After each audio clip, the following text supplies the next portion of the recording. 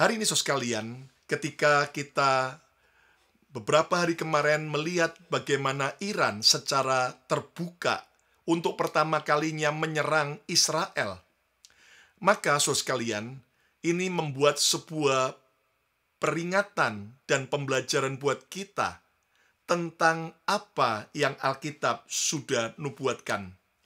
Nah, tema khotbah renungan saya hari ini adalah Perang Dunia Ketiga. Alkitab merupakan patokan dalam kehidupan kita. Alkitab sudah memberitahukan apa yang akan terjadi agar kita sebagai orang percaya harus siap dan hidup bijaksana.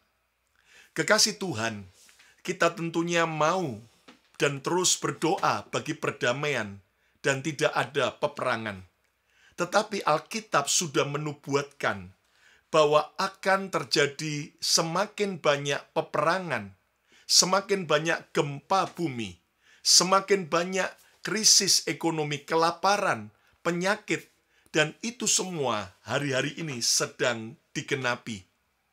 Saudara sekalian, perang merupakan tanda zaman bahwa itu sudah dinubuatkan oleh Alkitab sebelum Tuhan datang kembali. Paling tidak Alkitab menubuatkan ada dua perang besar. Yang pertama disebut sebagai perang Gog-Magog. Perang Gog-Magog. Dan Anda nanti bisa lihat secara lengkapnya dalam Yehezkiel 38 dan Yehezkiel 39.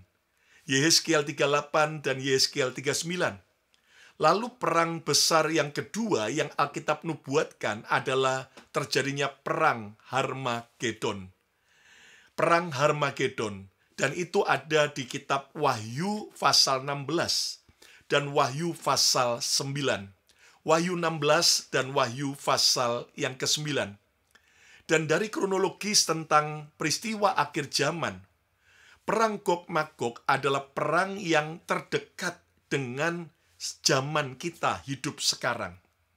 Dan saudara sekalian, dalam Yehezkiel 38 dan 39, saudara nanti bisa baca secara detail.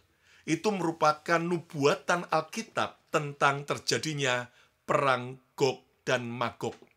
Dan mari kita lihat, saudaraku, kita lihat di dalam Yehezkiel pasal 38, ayat yang pertama sampai ayat yang ke-6. Firman Tuhan tentang Gog di tanah Magog. Dikatakan di ayat yang pertama, datanglah firman Tuhan kepadaku, kepada Nabi Yehezkiel. Dan ini merupakan sebuah pesan tentang akhir zaman. Ayat yang kedua, hai anak manusia, tujukanlah mukamu kepada Gog di tanah Magog, yaitu Raja Agung, negeri Mesek dan Tubal, dan bernubuatlah melawan dia. Lihat, dikatakan bahwa ada yang namanya Gog di tanah Magog, yaitu Raja Agung di negeri Mesek. Yang menarik, kata Raja Agung di sini dalam bahasa Ibrania dari kata Ros. Dan dari kata Ros akhirnya berkembang kata Rus. Dan kita sekarang tahu tentang Rusia. Ya, tadinya adalah Uni Soviet, tapi akhirnya pecah dan sekarang menjadi Rusia. Dikatakan, hai anak manusia, tujukanlah mukamu kepada Gog di tanah Magog. Dan ini berbicara tentang Rusia, yaitu Raja Agung di negeri Mesek dan Tubal, dan bernubuatlah melawan dia. Nanti saya akan jelaskan lebih detail. Lihat ayat berikutnya di ayat yang ketiga. Dan katakanlah, beginilah firman Tuhan Allah, lihat, aku akan menjadi lawanmu, yaitu Gog Raja Agung negeri Mesek dan Tubal. Saudara sekalian, lihat bagaimana Tuhan akan menjadi lawan daripada Rusia. Ini yang sudah dinubuatkan pada waktu terjadinya perang Gog-Magog. Lihat ayat yang keempat. Dikatakan, aku akan menarik engkau dengan mengenakan kelikir pada rahangmu dan membawa engkau keluar beserta seluruh tentaramu, yaitu pasukan berkuda. Semuanya berpakaian lengkap, suatu kumpulan orang banyak dengan perisai besar dan kecil, dan semuanya berpedang di tangannya. Sebuah pasukan jumlah yang begitu banyak yang akhirnya digerakkan oleh Gog Magog. Ini adalah Rusia. Lihat ayat yang berikutnya, ayat yang kelima. Dikatakan orang Persia, Ethiopia, dan Put. Perhatikan bukan cuman Gog, raja negeri Mesek dan Tubal, tetapi juga melibatkan orang Persia. Sekarang itu adalah Iran. Ya, kalau Anda belajar Persia adalah Iran. Ethiopia, itu negara Ethiopia. Dan Put, ya, Put itu adalah Libya. Sekarang ini. Orang Persia, Iran, Ethiopia, ya, dan Put, Libya menyertai mereka. Jadi bersatu dengan Gog Magog, bersatu dengan yaitu Ros tadi, yaitu Raja Agung, yaitu Rusia. Menyertai mereka dan semuanya dengan perisai dan ketopong. Lihat pada ayat yang ke-6. Orang Gomer dengan seluruh bala tentaranya, Bet Togarma dari utara sekali. Lihat dari utara sekali dari Israel. Dan kalau Anda lihat peta dunia, Israel itu sebelah utaranya sekali adalah Rusia, ya. Lalu kemudian dengan seluruh bala tentaranya banyak bangsa menyertai engkau. Jadi saudara sekalian, dalam Yeskiel 38-39 tentang perang besar yang menggambarkan perang dunia ketiga atau yang Alkitab sebut sebagai perang Gog Magog, akan terjadi serangan terhadap Israel dari utara sekali. Ya, itu artinya dari utara yang terjauh. Dan dari peta dunia, maka sebelah utara Israel yang dekat adalah Turki. Nah, di balik Turki yang lebih utara, yang paling utara adalah yaitu Rusia, negara di atas Turki. Jadi Turki akan bermitra kerjasama dengan Rusia. Bahkan kalau nanti Anda lihat dalam Kejadian pasal 10, ayat pertama sampai ayat yang ketiga, di situ disebut tentang daftar keturunan Nuh yang dari Sem, Ham, dan Yafet, ya. Dan dari Yafet itu nanti akan lahir bangsa-bangsa yang ternyata berkaitan erat dengan Yeskiel 38-39, yaitu tentang perang Gog Magog. Sekali lagi, kata Gog itu menggambarkan Rusia. Nah, Magog, Mesek, Tubal, itu sebetulnya mana? Itu adalah negara-negara sekarang ini bekas pecahan Uni Soviet. Ya, jadi yang bersebelahan dengan Rusia. Ya, Gog itu atau Raja Agung dari kata Ros, dan dari kata Ros kemudian kita tahu tentang yaitu Rusia. Lalu Magog, Mesek, dan Tubal sesuai dari Yeskiel 38 itu adalah negara-negara bekas Uni Soviet, yaitu Kazakhstan, Uzbekistan, yang pokoknya tan, ya kan saudaraku. Lalu Persia juga akan bergabung bersama dengan Rusia dan juga Magog, Mesek, dan Tubal, yaitu apa? Iran. Persia adalah Iran. Anda masih ingat tentang yaitu kerajaan Media Persia, zaman Ratu Esther dalam kitab Esther. Ada Mordekai, ada Raja Ahasveros, dan Persia itu gambaran Iran.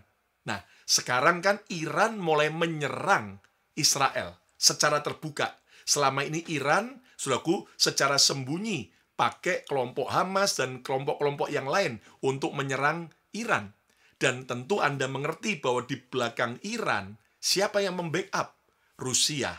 Bagaimana kita bisa tahu? Lihat dari senjata-senjata rudal Iran. Itu semua buatan Rusia.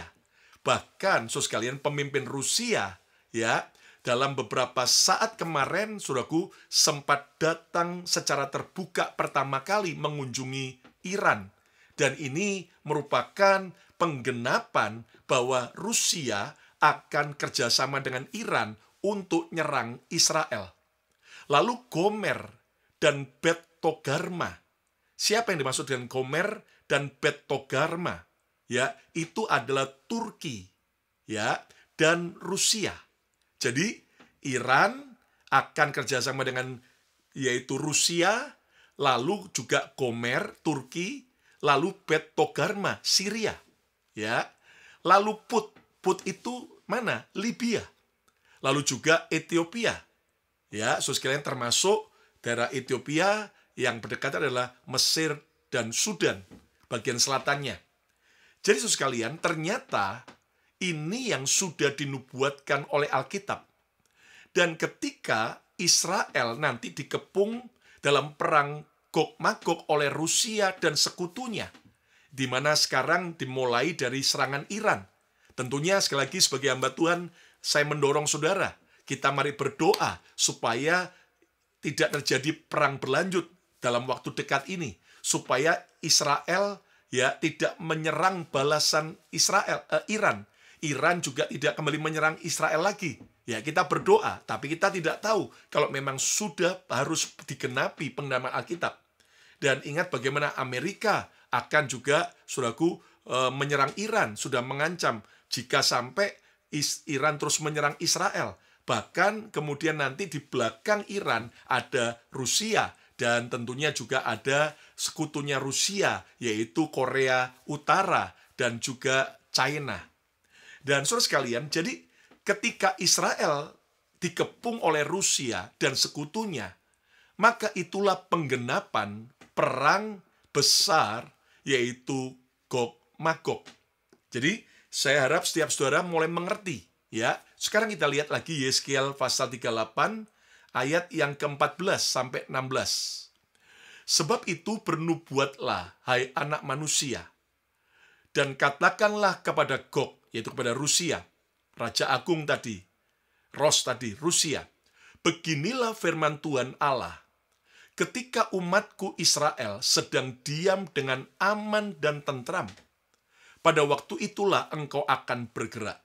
Jadi, waktu Israel sedang aman dan tentram, tiba-tiba, saudaraku, Gog ini dengan sekutunya akan mulai bergerak. Bergerak apa? Untuk menyerang Israel. Ayat 15. Dan datang dari tempatmu dari utara sekali. Ya, sekali lagi kalau Anda lihat dari peta dunia, sebelah utara sekali dari Israel adalah Rusia. Ini semua sudah dinubuatkan. Dan datang dari tempatmu dari utara sekali, engkau dengan banyak bangsa yang menyertai engkau. Enggak cuma satu bangsa loh, tapi banyak bangsa, sekutu daripada Rusia. Mereka semuanya mengendarai kuda, suatu kumpulan yang besar, dan suatu pasukan yang kuat. Jelas, saudaraku, tentunya nanti Rusia, Iran, dan sebagainya sekutunya tidak pakai kuda secara fisik, tapi yang modern. Ya, bisa, saudaraku, sekarang itu rudal, ya kan? Bisa sekarang bahkan dikhawatirkan nuklir, bahkan juga, saudaraku, yaitu pesawat tempur atau tank, ya, dan sebagainya. Nah, saudara sekalian, suatu kumpulan besar dan suatu pasukan yang kuat. Wow, ini jadi benar-benar akan melibatkan banyak negara. Makanya bisa disebut di zaman modern Perang Dunia Ketiga. Ayat yang ke-16. Engkau bangkit, Rusia bangkit, dan bangsa-bangsa sekutunya. Engkau bangkit melawan umatku Israel. Lihat, sudah dinubuatkan bahwa bangsa-bangsa akan banyak yang membenci dan memusuhi, bahkan akhirnya bersatu dengan Rusia, dengan Iran, dengan Turki, ya, dengan sekalian Syria. Untuk apa? Menyerang Israel. Engkau bangkit melawan umatku Israel seperti awan yang menutupi seluruh bumi. Pada hari yang terkemudian akan terjadi hal itu, dan aku akan membawa engkau untuk melawan tanahku, supaya bangsa-bangsa mengenal aku, mengenal Tuhan, pada saat aku menunjukkan kekudusanku kepadamu di hadapan mereka, hai Gog. Nah, kekasih Tuhan, mari kita lihat apa yang sudah dinubuatkan oleh Alkitab. Tentunya suatu saat pasti akan terjadi. Pastor Lukas, apakah sudah akan di dekat kita? Saya tidak bisa berkata dan mengatakan bahwa ini sudah dekat. Tapi yang pasti, kita harus terus berjaga-jaga dan terus melihat kalau sampai kemudian perang antara Israel dengan Iran ini berkelanjutan dan melibatkan negara-negara lain, yaitu Rusia, Turki, lalu kemudian Syria, Mesir, saudara-saudara, dan sebagainya. Wow, ini bisa merupakan sebuah pertanda Perang Dunia Ketiga akan terjadi. Nah, pertanyaannya, Apa yang terjadi pada saat perang Gog-Magog? Ternyata, saudara sekalian, ketika Israel dikepung dari berbagai arah, dari berbagai bangsa, ternyata Tuhan sendiri yang akan berperang membela Israel. Dan itu nanti Anda bisa baca dalam Yehezkiel 39. Baca Yehezkiel 39, karena cukup panjang saya nggak bisa baca semua sekarang. Tapi nanti Anda baca dalam Yehezkiel 39, akhirnya Tuhan yang membela bangsa Israel. Nah, suka atau tidak suka dengan Israel, kita tahu bahwa Israel bukanlah bangsa yang sempurna. Punya, saudaraku, kelebihan tapi juga punya kekurangan. Punya daftar kebaikan tapi juga punya daftar kesalahan. Sekali lagi, saudaraku, tentunya kita mengerti bahwa Tuhan itu yang akan membela bangsa Israel. Yehezkiel 39. Bagaimana nanti akhirnya Tuhan akan menghajar Gog-Magog, semuanya itu akan, saudaraku, mengalami kematian dan akan dibunuh dan sebagainya, akan dikubur dan sebagainya. Nanti Anda baca Yehezkiel 39. Nah, saudara, jadi itu yang sedang akan terjadi. Makanya saya sebagai hamba Tuhan, mari kita belajar bahwa kita ini sudah berada di dalam bagian-bagian akhir daripada kedatangan Yesus kembali yang kedua. Ayo yang setuju, coba ketik katakan, Yesus segera datang kembali. Nah, Tuhan akan berperang membela Israel. Dan jelas itu nanti Gog-Magog bisa akan berlanjut jadi perang Harmagedon. Dan itu sudah dinubuatkan dalam kitab Wahyu, bahwa Yesus akan datang untuk membela bangsa Israel. Kekasih Tuhan, saya bukan orang Israel, saya orang Indonesia. Saya tinggal di Amerika. Saudara yang menyaksikan program ini mungkin Anda bukan Israel. Atau Anda ada yang secara jasmani keturunan Israel. Tapi, saudaraku, mari kita jangan, yaitu kemudian akhirnya marah sama Tuhan. Kenapa Tuhan membela bangsa Israel? Ya, sekali lagi, itu suka-sukanya Tuhan. Saya sudah jelaskan bahwa bagaimanapun juga Israel adalah biji mata Tuhan. Bagaimanapun juga, Israel adalah bangsa pilihan Tuhan. Dengan berbagai dalil bahwa, Israel yang sekarang bukanlah Israel yang di Alkitab. Tapi tetap, saudaraku, saya bisa tunjukkan buat Anda bahwa, saudara sekalian, ternyata bangsa Israel yang sekarang ini, ternyata itu adalah bagian daripada Israel di Alkitab. Coba lihat yang pertama contohnya. Ya, lihat bagaimana, saudaraku, bangsa Israel sekarang menggunakan bahasa Hebrew, bahasa Ibrani. Dan tidak ada bangsa lain di dunia selain Israel yang menggunakan bahasa Hebrew, bahasa Ibrani, yang merupakan bahasa pertama yang dipakai dalam penulisan Alkitab. Lalu juga bangsa Israel sekarang, bagaimanapun juga, saudara sekalian, mereka berasal dari keturunan daripada orang-orang Israel. Lihat dari nama-nama mereka, lihat dari, saudaraku, postur tubuh mereka, ya, lihat juga dari tradisi budaya, bagaimana mereka mempercayai Yehova, Yahweh, dan mereka memegang Taurat sebagai, yaitu iman dan kepercayaan orang Israel. Jadi jelas bangsa Israel yang sekarang ini adalah lanjutan dari Israel pada zaman Alkitab.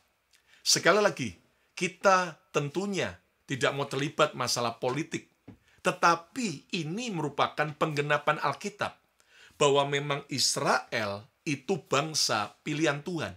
Israel biji mata Tuhan. Saudaraku, Anda suka atau tidak suka, kita setuju atau tidak setuju, favorit atau tidak favorit, tapi Alkitab yang sudah menuliskannya. Ayo yang setuju coba ketiklah, katakan Israel bangsa pilihan Tuhan. Nah, tentunya kita tahu bahwa sejak kita percaya Yesus, kita juga disebut sebagai Israel, Israel rohani. Nah, sekali lagi saya sebagai hamba Tuhan mendorong Anda untuk terus berdoa bagi perang ini berhenti. Kita berdoa bagi kesejahteraan dan damai bagi Israel. Kita berdoa bagi damai bagi Palestina. Kita tentunya berdoa bagi perdamaian Israel dan Iran, Israel dan bangsa-bangsa, dan biar makin membaik dan makin membaik. Tapi memang sudah dinubuatkan Alkitab